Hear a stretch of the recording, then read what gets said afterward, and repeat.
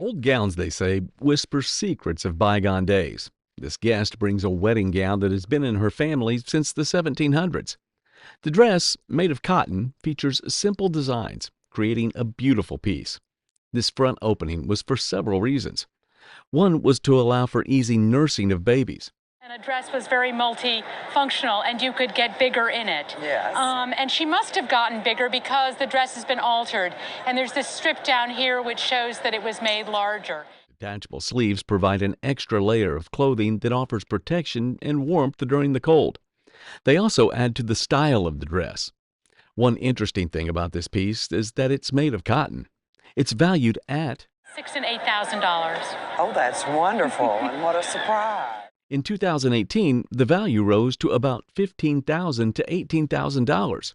What do you think would be the value in today's market? Let me know in the comments. Oh my gosh. Wow, I'm really surprised. The guest brought in a collection of amber necklaces, hoping to have their authenticity verified. The first necklace, unfortunately, turned out to be a plastic piece from the 1960s or 1970s. The real amber lacked the telltale swirly patterns and possessed a lighter weight compared to some man-made imitations. Even the smell produced when heated would be a giveaway, with amber emitting a piney resin scent. The second necklace fared better. The beads are identified as possibly Chinese or Baltic amber, dating back to somewhere between 1900 and 1920. While the amber itself was old, the gold fillings suggested a restrung job done sometime in the latter half of the 20th century. This necklace at auction has a potential value of $800 to $1,000. The last necklace proved to be the most intriguing.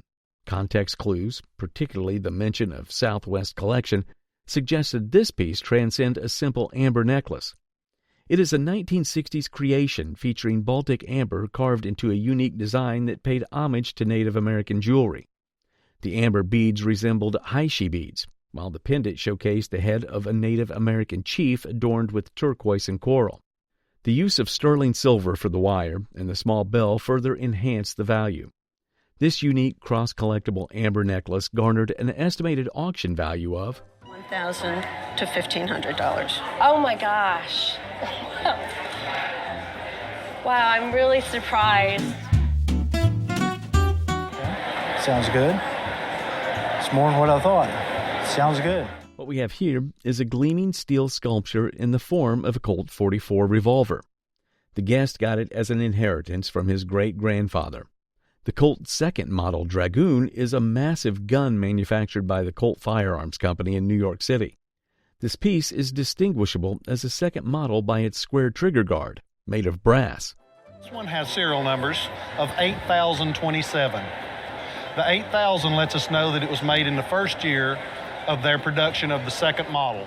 Unlike the smaller 1851 model, which was thinner, lighter, and had a smaller caliber, this Dragoon is a .44 caliber and weighs a hefty 4 pounds. Also, this particular gun is a military model, indicated by markings such as Colt's patent and the small US on the frame. Then the grip features an oval cartouche, a mark of military inspection and approval. As a military tool, this gun's condition is remarkable, retaining its original appearance without any alterations over its 160 years. It's estimated to be worth for about $8,000. Okay. Sounds good. It's more than what I thought. Sounds good. Excellent. Well, that's the rest of the family that didn't like his work. I'm very glad you have them then. Me too. This guest brings these prints, which belong to his famous relative. His great-uncle was the famous artist Donald Vogel. He was born in 1902, and most of his work was sort of gritty, urban New York scenes. These are all dry points, as you said earlier, and dry point is a very straightforward technique. It's made using a metal, usually copper plate, and the artist has a dry point needle and scratches the design directly into the plate. These prints were made in the late 1930s and early 1940s. They are all signed in pencil with his name and bear the title at the lower left corners. This one closest to me is the waiting line, and you can see a group of figures here waiting on a sidewalk to get into a dance bar in New York. This is called the Picket Parade. It brings to fore another theme of his work, which is the social consciousness of the worker. It was sort of a plight for the blue-collar workers in the city. Vogel made about 30 different prints of New York. These prints are valued at about Prized for each of them to sell for between $2,000 and $3,000. Wow. So overall, I'd say you have between $6,000 and $9,000 total. Excellent. Well, that's the rest of the family that didn't like his work. I'm very glad you have them then. Me too. Flabbergasted. For a thing that was just commonplace to me growing up, it was just a family item. That's quite a shock. a lovely 18th century bag makes its way to the show. This bag belonged to the Guest parents, who ran a private museum in Black Hills, South Dakota. This is a Lakota Sue doctor's bag. It has a wonderful beadwork around the body. What's unusual is a lot of the bags are white background, and this is a blue background. It has a trade cloth lining on the inside. It dates to around the 1900s. One indication of the date is these metal-cut beads present at the center. Cut beads really date into the 1890s. So this bag is 1885, 1890. Really? There are also some condition issues with the bag. You have a few areas that need to be repaired. Now, that does impact on value. This uniquely colored and designed bag is a true collector's item. In this state, it's valued at about $5,000 and $7,000. I'm flabbergasted. For a thing that was just commonplace to me growing up, it was just a family item. That's quite a shock. The Guest inherited a vase from a dear friend who passed away about 10 years ago. The appraiser identified the item as Satsuma ware from Japan, a type made popular in the West during the 19th century. The vase featured rich gilt decoration depicting a procession, and its large size was unusual for Satsuma ware. Additionally, the vase depicted important figures on horseback and in carriages. This vase bore a mark indicating it was made in Kyoto, a major center for Satsuma production. The vase's impressive size and quality exhibited its significance. The item, which holds sentimental value for the Guest, was appraised to be around £3,000 to £5,000. It's a great thing. It's quite special. That's very special. I get emotional because it reminds me of the man. To me, that's the most important thing. Presented today on the show is a captivating painting with eye-catching brushwork. It was bought by our Guest some years back. I noticed it and just liked it and asked the guy what he wanted, and I bought it from him. How much did you pay for it? $20. And was created by a skilled artist and illustrator, Joseph Dwight Strong, who was an American known for his landscape, genre, and portrait painting, as well as being affiliated with a group known as the Volcano School, which inspired this beautiful work of art. Dated 1888, this painting is a true treasure, depicting the view of the crater of a volcano. The rarity of this painting, highlighted by the artist's mastery of techniques and composition. As such, this piece, with its condition, historical significance, and rarity, these qualities make it one of a kind and would be valued at $8,000 to $12,000. That's good. Better than $20. Yeah, a lot better than $20. The Guest purchased several pieces of artwork from a woman. These were thought to be made by her late husband, an artist named J.C. Hill. However, the appraiser revealed that the work was originally by an artist named Wilmarth, whose name appeared on the back of the posters. The collection was actually maquettes, which were considered the original artwork from which the posters were made. The maquettes depicted scenes related to Sun Valley, a resort created by the Union Pacific Railroad. Despite being smaller than the posters, the maquettes had potential value due to the rising popularity of ski posters at auction.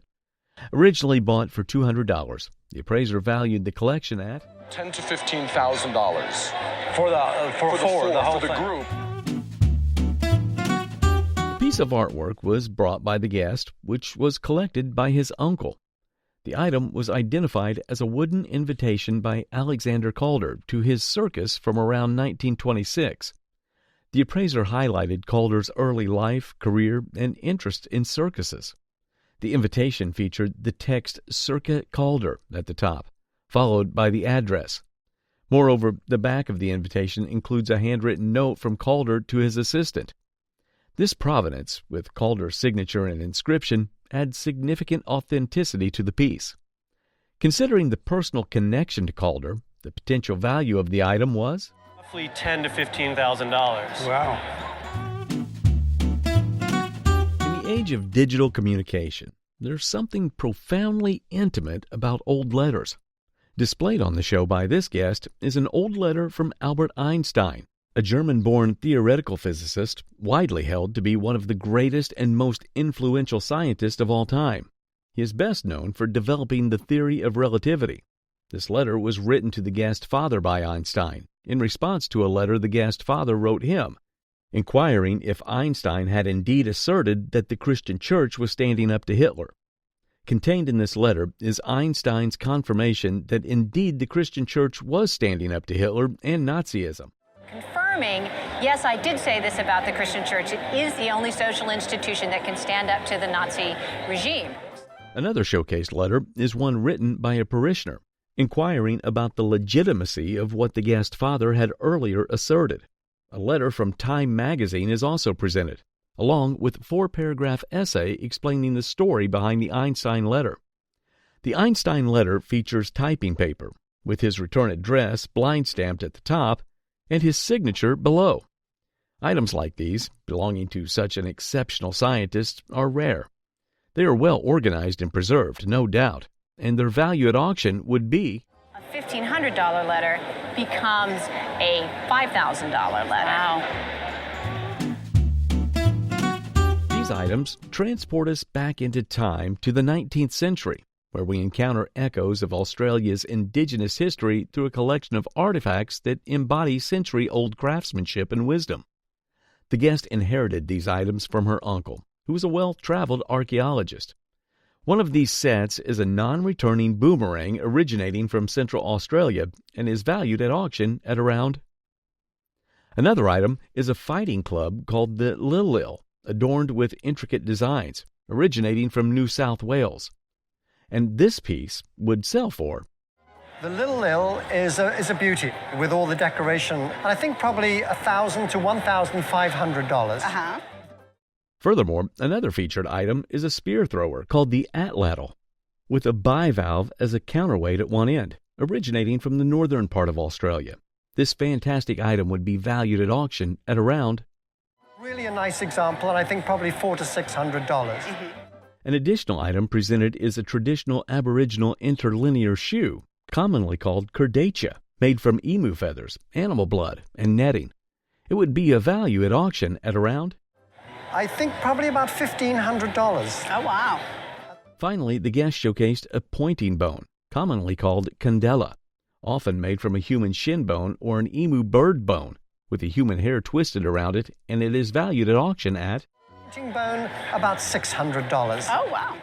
Altogether, exceptional relics like these serve as beacons of cultural resilience and identity. Wow. Just because of its condition. Wow, that's great. The guest showcased a guitar she bought for her husband as a present. This piece is called the SG Special Guitar designed by Les Paul, one of the pioneers of the solid-body electric guitar, and his prototype, called the Log, served as an inspiration for the Gibson Les Paul. Originally part of the Les Paul line by the Gibson Company of Kalamazoo, Michigan, this piece features a radical design. It was introduced in 1961, and it was a departure from the traditional Les Paul model with a new double cutaway body design. And they gave it a new style. Problem was, he didn't authorize that change, and he said, take my name off of that guitar. So starting in 1962... Made entirely of mahogany, the body and the neck of the guitar are constructed from thin and long pieces, respectively. However, this model is special due to its slim design, which was found to be fragile and prone to breaking. This fragility, combined with being sold in a chipboard case, makes it a rarity highly sought after by collectors. Its estimated worth is to be about a $6,000 guitar. Wow. Just because of its condition. Wow, that's great. Guests found these lovely pieces at a local estate sale, attracted by their intricate designs and aged appearance. They are quite captivating. They might be vres. What's remarkable is their exquisite decoration, which features portraits and bronze-like laurel wreaths.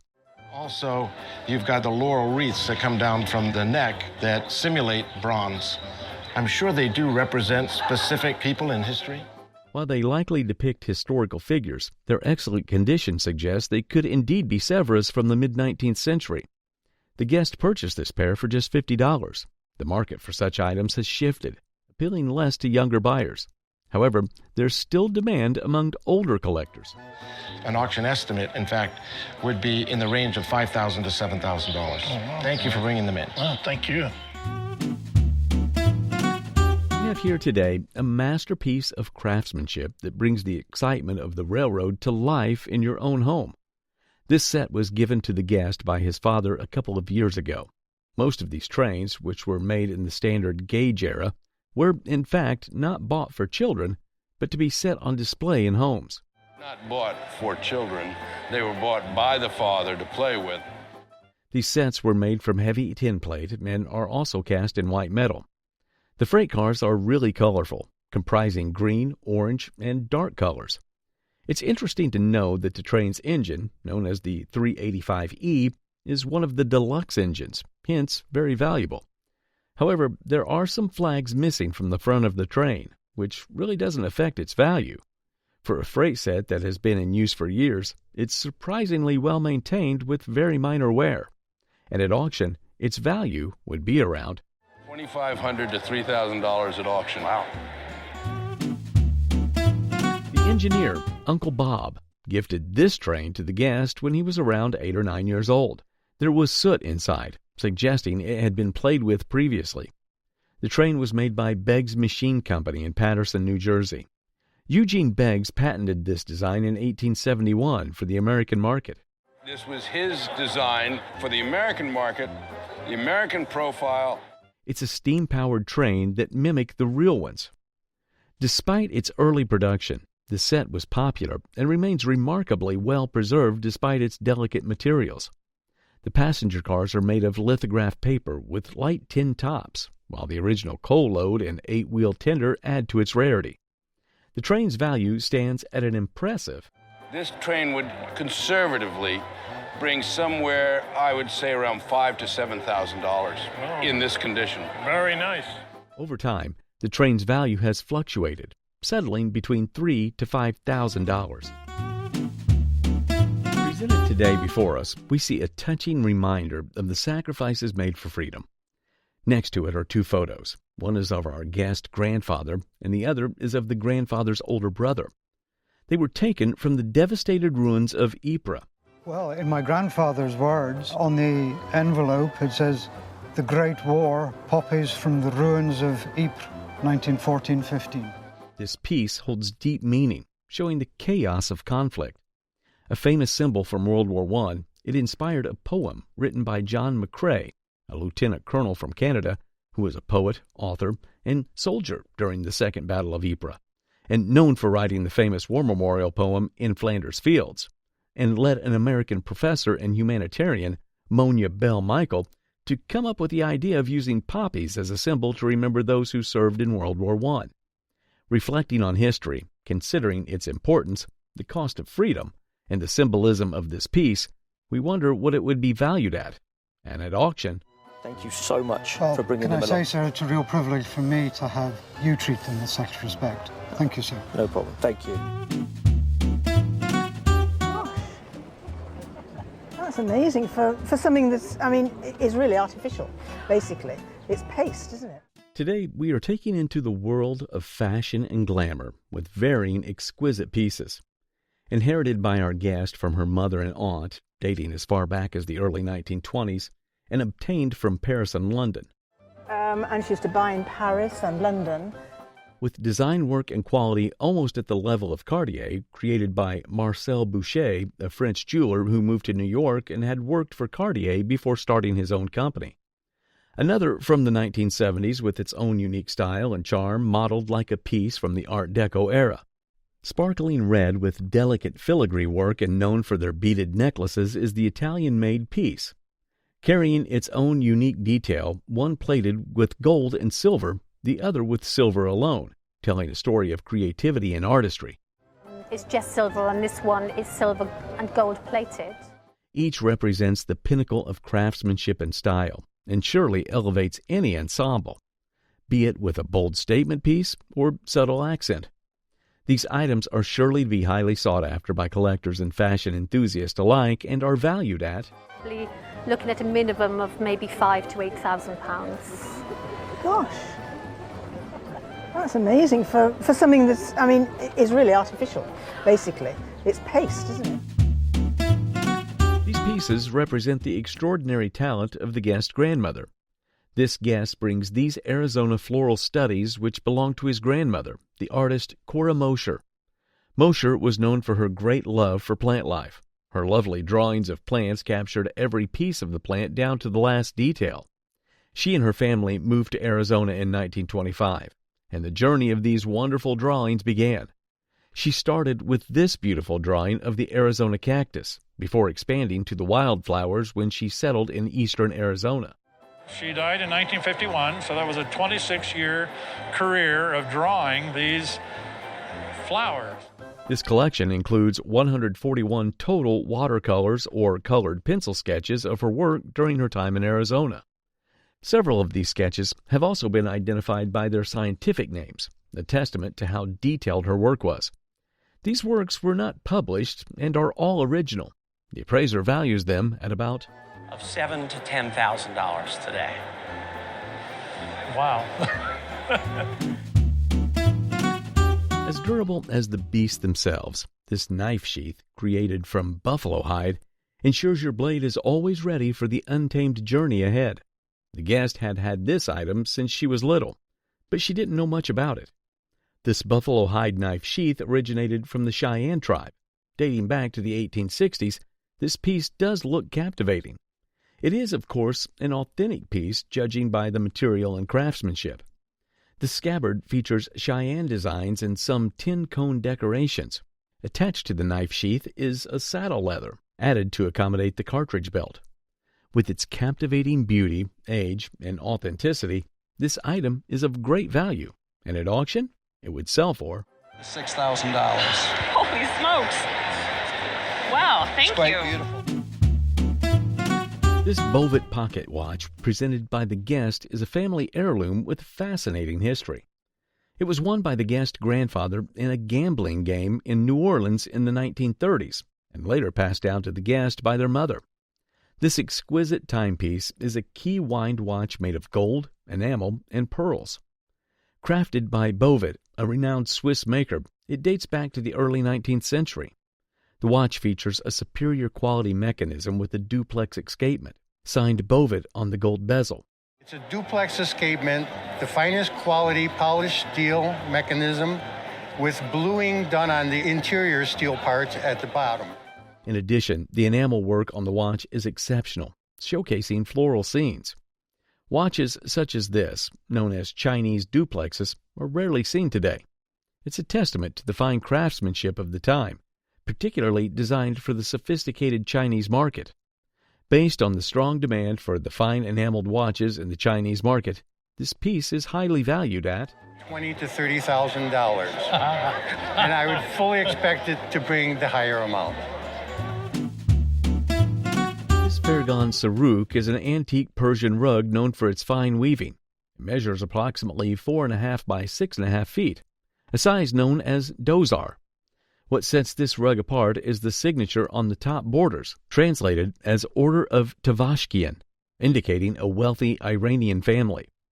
The rug's background color, a deep rose or burgundy, was originally a lighter pink, but it was re-dyed to suit the early 20th century taste for deeper colors. When these rugs were made originally, they were a lighter sort of salmon-y pink color. And the taste for decorating in the early 20th century was for much deeper color. This re-dyeing process is typically seen in the rugs from the 1920s or 1930s, making it unusual for a rug close to 1900.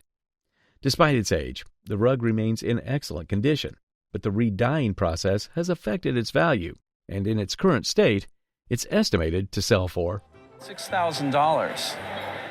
I guess that doesn't surprise me. I think it's having something that beautiful should be worth quite a bit of money. Present with us today is a piece that exemplifies striking mid-20th century modernist design. Given to the guest by her husband and crafted circa 1965 by Arthur George Art Smith, a man known for being one of the leading modernist jewelers of the mid-20th century and also being one of the few Afro-Caribbean people in that field to reach international recognition. And this is his entrance into the art world in the early 1940s. It shows his innovative approach to form and material and his meticulous attention to detail. With fluid curves, geometric shapes, and a hole drilled through the middle, typical of Smith's work.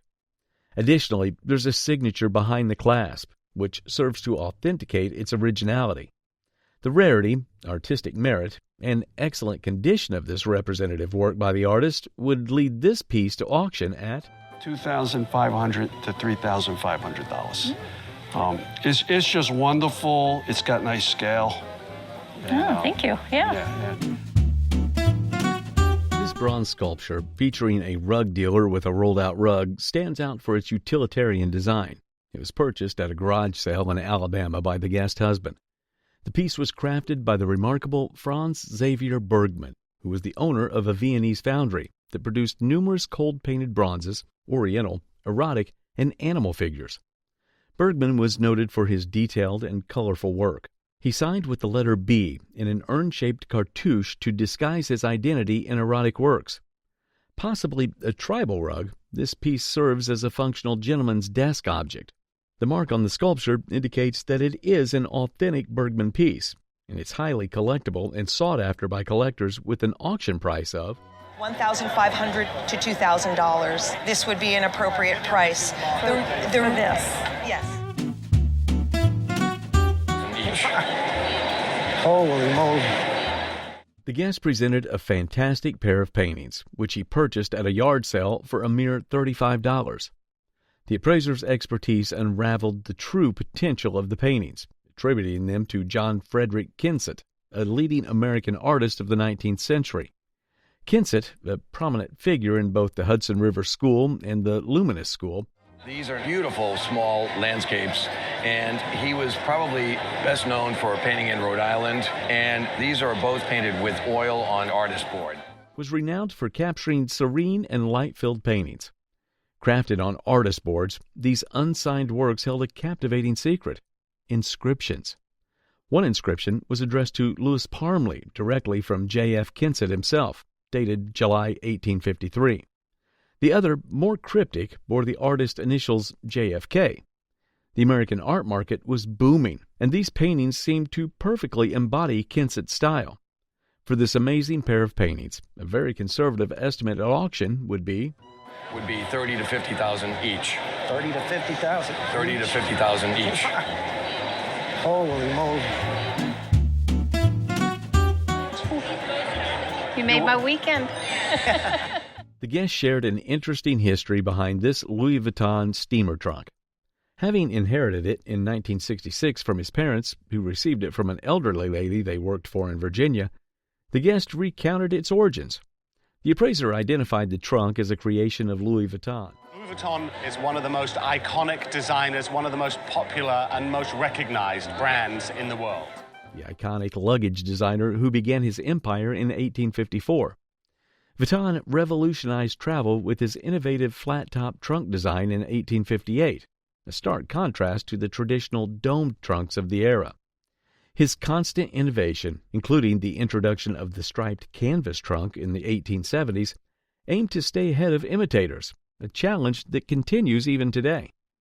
This particular trunk showcased the classic checkered design, introduced in 1888 and enjoying a resurgence in popularity surpassing even the famous Louis Vuitton monogram. There is an intricate latticework ribbon on top, used for storing travel documents. A key detail was the large Louis Vuitton label with serial number 34233. The appraiser revealed that it would sell for around $10,000 on it. You made my weekend. At a quaint antique shop in Oregon, the guests stumbled upon a unique piece that captivated them, a figural picture in the shape of a white owl. Drawn to its beauty and unusual design, the guests snapped it up for a mere $75 over 2 decades ago. The pitcher is a creation by Crown Derby, a renowned English porcelain company. While the guest had mistaken the retailer's mark for the maker's mark, the history behind the piece was within reach. Crown Derby, prior to acquiring its royal status in 1890, was already a well-established and respected porcelain producer. The owl pitcher, estimated to be from around 1875, represented the high-quality craftsmanship that Crown Derby was known for. In its era, this jug would have found a home in a wealthy American household, perhaps serving as a decorative item in a conservatory for holding chilled beverages. Considering the excellent condition, beautiful artistry, and the prestige of the maker, the retail value is $700 and $900. Wow. Now, this is a captivating collection of Civil War letters, a unique record of two brothers' experiences during the siege of Vicksburg. Lim and Cab McNabb, co-authors of these letters, offered a glimpse into the war from the Confederate perspective. It details Lim's capture at the Battle of Big Black River Bridge and his subsequent death in a prison camp. Cam's fate, however, took a surprising turn. After being captured at Vicksburg, he chose to defect and join the Union Army, becoming a galvanized Yankee. Such defections were uncommon, possibly motivated by Cam's Unionist sympathies, the harsh realities of war witnessed at Vicksburg, or a simple desire to avoid prison. Beyond the brothers' personal stories, the letters themselves held significant value. The scarcity of Confederate artifacts, coupled with the vivid descriptions within the letters, made them highly sought-after collector's items. The particular letter detailing the execution of a deserter for spiking a cannon has an estimated value of $500 to $1,000 letter because it's such an interesting story. The other letter, chronicling Cam's enlistment with the Union Army, fetched a potential value of $500 to $700 letter. Monetary value is I was not expecting at all. This beloved teddy bear held a special place in the Guest family, having been a cherished companion since the Guest childhood. The dog is a vintage Steiff, a well-known brand known for high-quality toys. Adding to its value was the presence of the original red stock tag, a mark off Steiff's toys from the 1930s. However, the most distinctive feature of this Steiff bear was a unique mechanism in its tail that made its head move. This uncommon feature set the bear apart from other Steiff toys and significantly increased its value. The estimated retail value of this special teddy bear is between $1,500 to $1,800. That's very nice. Makes me pleased. My kids will be pleased. The guests brought in a cherished portrait of their great-grandmother's dog, Jim. Accompanying the portrait was a photograph believed to be from 1895, featuring Jim alongside the guest great-grandmother and another dog, a setter. The lifelike quality of the portrait is just one of the many striking qualities of the portrait. Jim's expression, brimming with personality, and the dog's seemingly alert posture conveyed a sense of animation rarely captured in animal portraits. You can also note the charmingly folksy style, evident in the blue ribbon on Jim's collar. Despite some minor condition issues, such as possible paint smudges and abrasions, the value of the portrait is at a surprising $2,000. Really? Yeah. Wow. All that glitters is not gold. Sometimes it's a chandelier. This crystal chandelier belonged to the guest mother who inherited it from an aunt who was married to a congressman. It is believed to have been obtained from the first Russian embassy in Washington, D.C. Chandeliers at this point with 18 lights was made for a salon, a dining room, or something very special. This beauty was made in France, around the later parts of the 1800s. It's not signed, so the maker cannot be determined, but the style and the quality are indicative of a French piece. It is electrified, and as such, easier to be sold in today's market. It is in pristine condition. The appraiser values it at about $8,000 to $12,000. The guest proudly presented a banner from the 1932 Los Angeles Olympics, a cherished memento passed down through generations. He recounted his father's daring adventure, an 18-year-old defying his parents' wishes and embarking on a cross-country road trip with a friend to attend the Olympics. And his mom, she found out he'd left, she feigned a heart attack to get the police involved, and they never could find him. The banner is authentic, highlighting the unique context of the 1932 Olympics. With the world gripped by the Depression, Los Angeles was the only city to bid for hosting the Games. The banner itself, emblazoned with the Olympic motto Altius Citius Fortius, meaning higher, swifter, stronger, had hung at the Los Angeles Coliseum. Despite some minor wear and tear, the banner's vibrant colors and overall good condition is really impressive and would fetch a potential auction value of $500 to $1,000. Wow, that's interesting.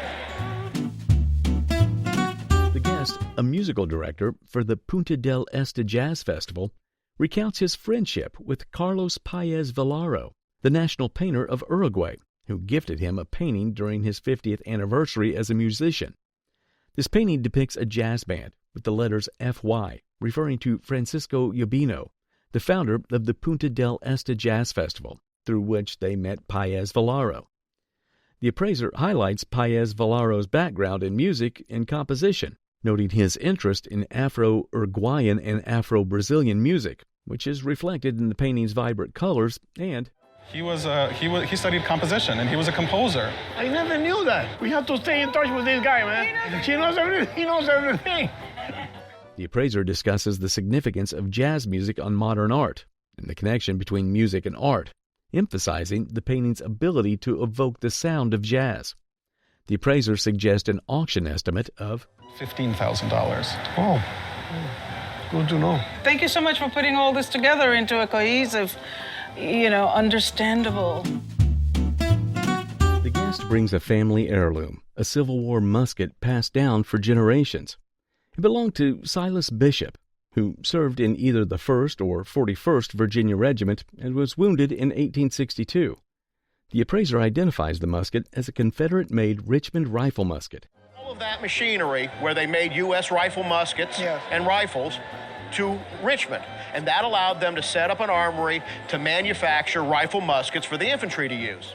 It is a simplified version of the U.S. 1855 rifle musket, lacking the complicated Maynard tape priming system.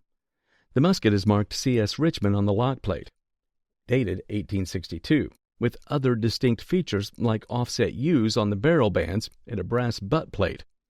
These indicate its authenticity as a Richmond rifle musket.